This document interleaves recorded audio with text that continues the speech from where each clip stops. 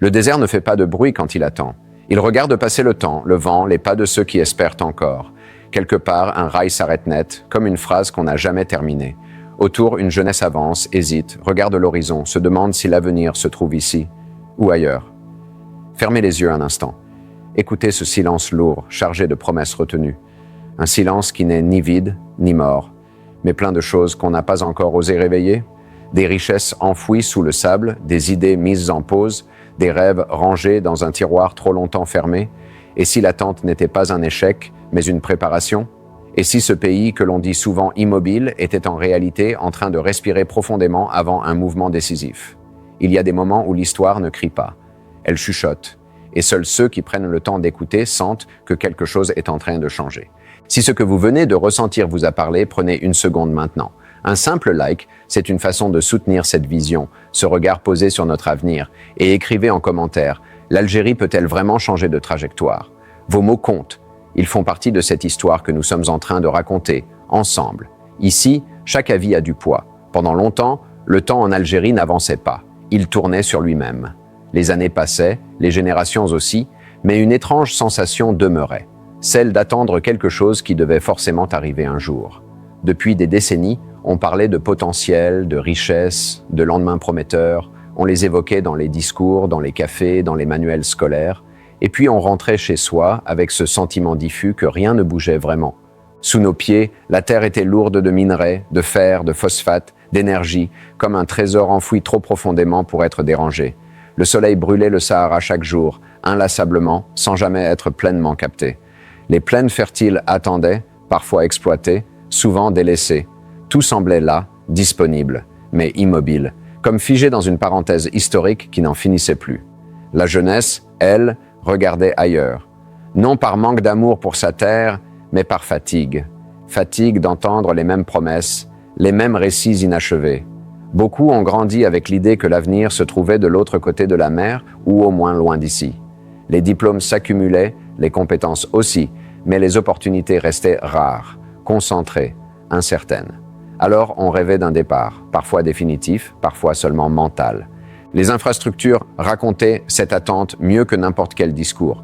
Des routes qui s'arrêtent trop tôt, des rails qui ne relient pas, des ports sous-exploités, des zones entières isolées du reste du pays.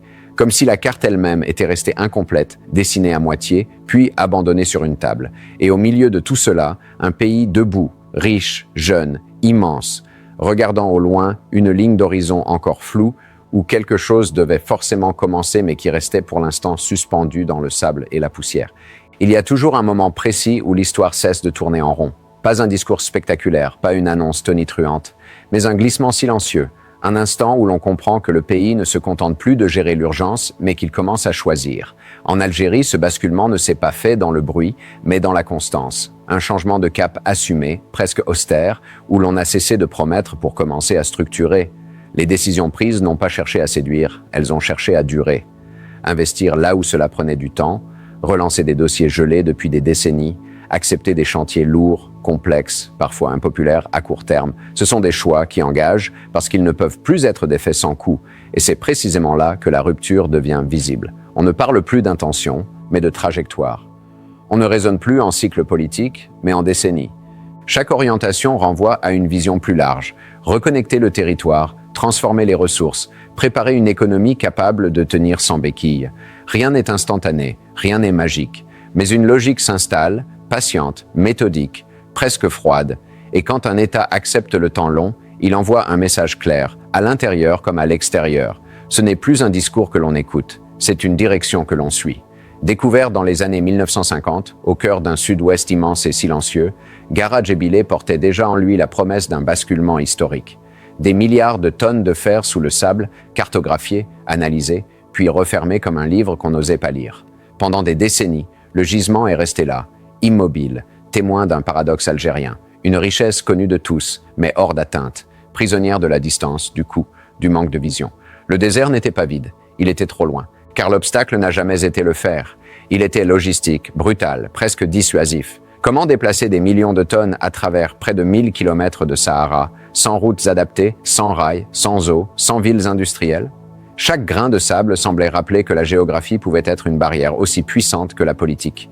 Le minerai existait, mais il ne pouvait pas voyager. Et une richesse immobile reste une promesse muette. Puis quelque chose a changé. Le rail saharien n'est pas seulement une infrastructure, c'est une décision. Une ligne droite tracée à travers l'immensité, reliant Tindouf, Béchar, les zones minières, au port et au reste du pays. Autour de cette ligne, le sud-ouest cesse d'être une périphérie. Il devient un cœur industriel en formation. Des emplois apparaissent là où il n'y avait que des passages. Des villes longtemps marginalisées entrent dans le rythme national. Le désert ne sépare plus, il relie. Et l'image reste suspendue. Un train de minerai s'ébranle lentement, quitte Garage et Bilette, traverse le sable, franchit l'horizon. Pour la première fois, le fer algérien ne dort plus sous la terre. Il se met en mouvement. Pendant des décennies, la même scène s'est répétée. Des trains, des camions, des navires quittent le territoire chargé de matières brutes, phosphate, gaz, dérivés primaires. Et à l'arrivée, ailleurs, ces mêmes ressources reviennent sous forme de produits finis, plus chers, plus stratégiques, plus décisifs. Longtemps, cette mécanique a semblé normale, presque inévitable. En réalité, elle nous plaçait toujours au début de la chaîne, jamais au centre. Aujourd'hui, ce schéma se fissure. La pétrochimie et les phosphates ne sont plus pensés comme des ressources à évacuer, mais comme des leviers à transformer sur place. Acide phosphorique, engrais complexes, plastique technique, intrants agricoles, chaque étape ajoutée sur le sol national multiplie la valeur économique, technologique et humaine. Ce n'est plus seulement une question d'exportation, mais de maîtrise industrielle, de savoir-faire local, d'emplois qualifiés qui restent. Ce basculement n'est pas inédit à l'échelle mondiale. Des pays qui ne disposaient pas de plus de ressources ont bâti leur puissance en refusant l'export brut, en capturant la valeur là où elle se crée réellement. La différence, ici, tient au timing et à l'ampleur. Une chaîne intégrée pensée dès l'origine, reliant mines, usines, ports et marchés, sans rupture. À mesure que la matière change de forme, le pays change de position. La ressource cesse d'être une promesse lointaine pour devenir un outil immédiat, transformé, utilisable, stratégique. Pendant longtemps, le développement a été résumé à de grands discours et à des chiffres abstraits. Mais dans la réalité, ce sont souvent des choses simples qui changent vraiment une vie. Une route refaite, ce n'est pas qu'un ruban d'asphalte. C'est un trajet plus court le matin, un camion qui arrive à l'heure, un village qui n'est plus isolé quand il pleut. Le rail, lui, ne fait pas de bruit dans les débats, mais il enlève des milliers de camions des routes, réduit les accidents, rapproche les régions, fait circuler les marchandises sans épuiser les hommes. L'eau aussi est une infrastructure silencieuse. Quand elle coule régulièrement au robinet, personne n'y pense. Et pourtant, derrière chaque goutte, il y a des stations de dessalement, des transferts sur des centaines de kilomètres, des barrages entretenus. Moins de coupures, moins de stress, moins de journées perdues à attendre une citerne. Les ports suivent la même logique. Quand ils fonctionnent mieux, plus vite, plus intelligemment, les produits arrivent sans blocage, les prix se stabilisent, les exportations respirent. Tout cela ne se voit pas sur une affiche, mais ça se ressent dans le corps. Moins d'heures perdues dans les embouteillages, moins de fatigue en fin de journée, moins de colère inutile, juste le sentiment discret que les choses avancent, que la vie quotidienne devient un peu plus fluide, presque sans qu'on s'en rende compte. Au cœur du Sahara, là où le vent semblait n'apporter que poussière et silence, un murmure nouveau se fait entendre. Ce désert, longtemps perçu comme une frontière infranchissable, devient aujourd'hui un terrain de promesses. À Adrar, les rayons du soleil, infinis et implacables, sont transformés en force productive. Des serres verticales scintillent sous la lumière, des gouttes d'eau glissent lentement le long de conduites invisibles, chacune calculée pour nourrir le sol et les plantes avec une précision presque magique. La technologie, alliée au climat saharien, transforme ce qui était stérile en un laboratoire de vie et de rendement. Les troupeaux avancent entre les cultures, leurs pas résonnent dans l'air chaud et sec, rappelant que chaque projet ici n'est pas seulement agricole, mais stratégique. Nourrir le pays, sécuriser son alimentation, réduire la dépendance aux importations et offrir aux générations futures un territoire qui respire l'espoir. Des graines de blé, de maïs et de légumes poussent là où autrefois le sable n'avait d'autre choix que de rester immobile, et les arbres fruitiers étendent leurs branches comme pour embrasser l'infini. Dans ce paysage suspendu entre tradition et innovation, l'œil perçoit enfin des champs, là où l'on voyait seulement le vide. Le Sahara cesse d'être une limite, il devient une promesse tangible, un symbole de ce que l'ingéniosité humaine et la volonté nationale peuvent accomplir. Chaque rayon de soleil, chaque goutte d'eau, chaque technicien et chaque agriculteur sont les artisans silencieux d'une révolution douce mais profonde, celle qui transforme le désert en richesse vivante et durable. Dans l'immensité du Grand Sud, là où le sable semblait éternel et l'horizon infini, Timimoun devient un véritable laboratoire national. Ici, chaque hectare cultivé est une expérience qui défie les préjugés. Les céréales poussent là où l'on pensait que seules les dunes pouvaient régner. La technique moderne s'impose avec une précision chirurgicale. Irrigation goutte à goutte, sols amendés, semences adaptées aux conditions extrêmes. Les méthodes de culture ont été réinventées, mêlant savoir traditionnel et innovation, avec un suivi minutieux des rendements et des cycles de croissance. Les récoltes préliminaires démontrent déjà des résultats inattendus, une productivité qui dépasse toutes les prévisions initiales, prouvant que la désertification n'est plus une fatalité. Les silos et installations de stockage sont conçus pour optimiser chaque grain, chaque effort, garantissant que la production ne se perde pas avant d'atteindre les marchés. Les équipes locales, formées aux nouvelles techniques, participent directement à cette transformation, apportant savoir-faire et fierté. Ce projet montre que l'agriculture saharienne n'est plus un simple essai. C'est une preuve tangible que le désert peut nourrir l'Algérie et que l'avenir alimentaire du pays repose sur des fondations solides et vérifiées. Imaginez un ciel sans nuages, un soleil qui semble inépuisable, étalé sur des milliers de kilomètres de dunes dorées et de plateaux arides. Là, des panneaux solaires s'étendent comme des miroirs capturant chaque rayon, transformant cette lumière en énergie pure, silencieuse, infinie. Depuis 2026, l'Algérie a enclenché une révolution invisible mais massive. Électrolyseurs et centrales solaires ont commencé à produire de l'hydrogène vert, transportable, exportable, capable de changer la carte énergétique du continent. Chaque kilo produit ici a une valeur stratégique, car il réduit notre dépendance aux hydrocarbures fossiles, prépare notre indépendance énergétique et nous place au cœur de corridors d'échange vers l'Europe et l'Afrique. Visualisez les ports modernes, les pipelines souterrains et les infrastructures d'exportation connectant le Sahara aux marchés mondiaux, tandis que les villes nordiques respirent un air plus pur et que de nouveaux emplois high-tech émergent dans les régions les plus isolées. L'Algérie devient ainsi un hub énergétique vert, pionnier en Afrique, avec une influence géopolitique renouvelée, capable de négocier et de peser dans les grandes décisions mondiales. Ce n'est pas un rêve, c'est la trajectoire que l'on voit se dessiner, un futur tangible où le soleil ne chauffe plus seulement la terre, mais alimente la prospérité et la souveraineté d'une nation entière. L'Est algérien, longtemps marginalisé malgré ses richesses naturelles, se réveille enfin. Les gisements de zinc, plomb et fer de Talla Hamza et des environs ne sont plus de simples points sur une carte, mais deviennent le cœur d'un réseau capable de transformer toute la région. Pendant des décennies, l'infrastructure limitée a freiné l'exploitation, les routes étroites et sinueuses transformant chaque transport en un défi coûteux et dangereux. Aujourd'hui, la construction d'une ligne ferroviaire moderne redéfinit complètement cette dynamique. Plus qu'un simple rail, c'est la colonne vertébrale d'un territoire qui aspire à relier ses richesses aux ports et aux marchés internationaux. Chaque kilomètre posé, chaque viaduc terminé, rapproche l'Est du reste du pays et du monde. L'impact humain est immédiat. Des milliers d'emplois directs pour les ouvriers et techniciens, et des milliers d'emplois indirects pour les secteurs logistiques, maintenance et services. Les jeunes de la région peuvent enfin envisager de construire leur avenir sur place, plutôt que de partir chercher ailleurs ce que leur terre pourrait offrir. Et tandis que le minerai commence à circuler efficacement vers les ports, l'exportation prend de l'ampleur, injectant des devises et renforçant la souveraineté économique nationale. Les villes et villages longent désormais un axe qui structure l'Est, crée des pôles logistiques et industriels et rééquilibre physiquement et économiquement un territoire trop longtemps laissé à l'écart. Sur la carte, les lignes du rail et les mines commencent à raconter une nouvelle histoire, celle d'une région qui cesse d'attendre et qui se connecte enfin à son destin. En regardant l'ensemble de ces projets, on se rend compte que rien n'avance isolément. Chaque ligne de chemin de fer, chaque usine, chaque champ vertical, chaque centrale solaire, chaque mine relie le nord au sud, l'est à l'ouest, et tisse une trame invisible mais tangible qui soutient l'avenir de tout un pays. La jeunesse n'est plus seulement spectatrice, elle devient le fil conducteur de ce mouvement. Les écoles, les universités, les centres de formation, les chantiers et les laboratoires sont autant de passerelles pour qu'elle s'approprie son destin. L'Algérie ne construit pas pour demain seulement, elle construit pour les générations qui suivront, et cette vision exige de penser en décennies, en temps long, au-delà des horizons immédiats.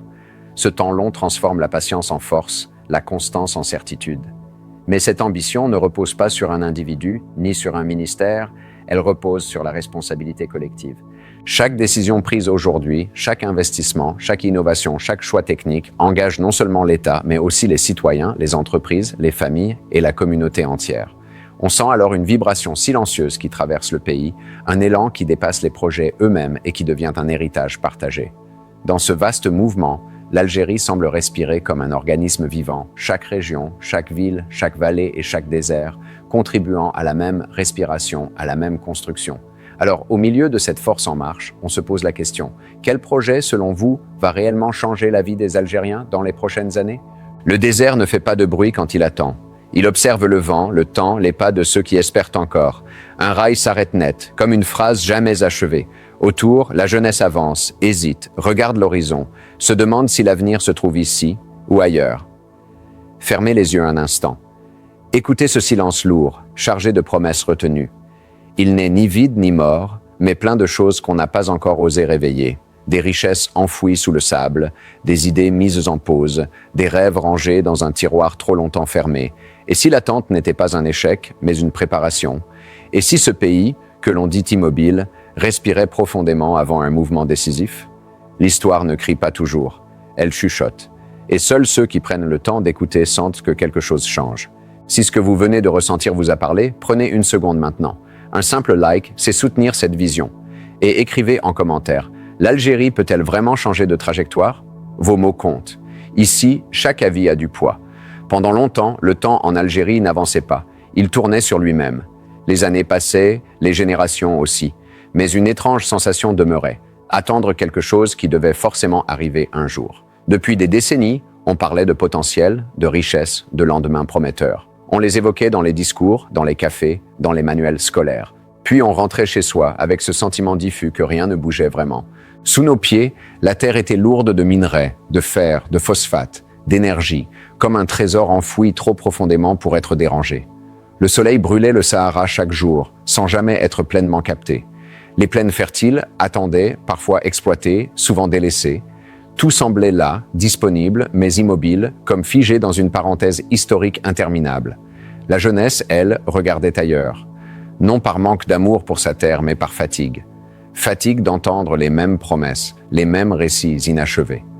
Beaucoup ont grandi avec l'idée que l'avenir se trouvait de l'autre côté de la mer, ou au moins loin d'ici. Les diplômes s'accumulaient, les compétences aussi, mais les opportunités restaient rares, concentrées, incertaines. Alors on rêvait d'un départ, parfois définitif, parfois seulement mental. Les infrastructures racontaient en cette attente mieux que n'importe quel discours. Des routes qui s'arrêtent trop tôt, des rails inachevés, des ports sous-exploités, des zones isolées, comme si la carte elle-même était restée incomplète, dessinée à moitié puis abandonnée. Et au milieu de tout cela, un pays debout, riche, jeune, immense, regardant au loin une ligne d'horizon encore floue, où quelque chose devait commencer mais restait suspendu dans le sable et la poussière. Il y a un moment précis où l'histoire cesse de tourner en rond. Pas un discours spectaculaire, pas une annonce tonitruante, mais un glissement silencieux. Un instant où l'on comprend que le pays ne se contente plus de gérer l'urgence, mais commence à choisir. En Algérie, ce basculement n'a pas fait de bruit, mais s'est imposé dans la constance. Les décisions n'ont pas cherché à séduire, elles ont cherché à durer. Relancer des dossiers gelés depuis des décennies, accepter des chantiers lourds et complexes, parfois impopulaires à court terme. Ce sont des choix qui engagent, parce qu'ils ne peuvent plus être défaits sans coup. On ne parle plus d'intention, mais de trajectoire. On ne raisonne plus en cycle politique, mais en décennies. Chaque orientation renvoie à une vision plus large. Reconnecter le territoire, transformer les ressources, préparer une économie capable de tenir sans béquilles. Rien n'est instantané, rien n'est magique. Mais une logique patiente, méthodique, presque froide s'installe. Quand un État accepte le temps long, il envoie un message. Ce n'est plus un discours que l'on écoute, c'est une direction que l'on suit. Découvert dans les années 1950, au cœur du Sud-Ouest, Gara Djebilet portait déjà la promesse d'un basculement historique. Des milliards de tonnes de fer sous le sable, cartographiés, analysés, mais restés immobiles. Pendant des décennies, ce gisement fut un paradoxe. Une richesse connue de tous, mais hors d'atteinte, prisonnière de la distance, du coût, du manque de vision. Le désert n'était pas vide, il était trop loin. L'obstacle n'a jamais été le fer, mais la logistique, brutale, presque dissuasif. Comment déplacer des millions de tonnes à travers près de 1000 kilomètres de Sahara, sans route, rails, eau ou villes industrielles? Chaque grain de sable rappelait que la géographie pouvait être une barrière aussi puissante que la politique. Le minerai existait, mais il ne pouvait pas voyager. Une richesse immobile reste une promesse muette. Puis quelque chose change. Le rail saharien n'est pas seulement une infrastructure, c'est une décision. Une ligne droite trace Tindouf, Béchar, les zones minières, jusqu'au port. Autour d'elle, le sud-ouest cesse d'être périphérie, il devient cœur industriel en formation. Des emplois apparaissent là où il n'y avait que passage. Des villes longtemps marginalisées entrent dans le rythme national. Le désert ne sépare plus, il relie. L'image reste suspendue. Un train de minerais s'ébranle, quitte Garat Djebilet, traverse le sable, franchit l'horizon. Pour la première fois, le fer algérien ne dort plus sous la terre. Il se met en mouvement. Pendant des décennies, la même scène, trains, camions, navires chargés de matières brutes. À l'arrivée, ces mêmes ressources reviennent transformées, plus chères, plus stratégiques. Longtemps, cela semblait normal. En réalité, cela nous plaçait au début de la chaîne, jamais au centre.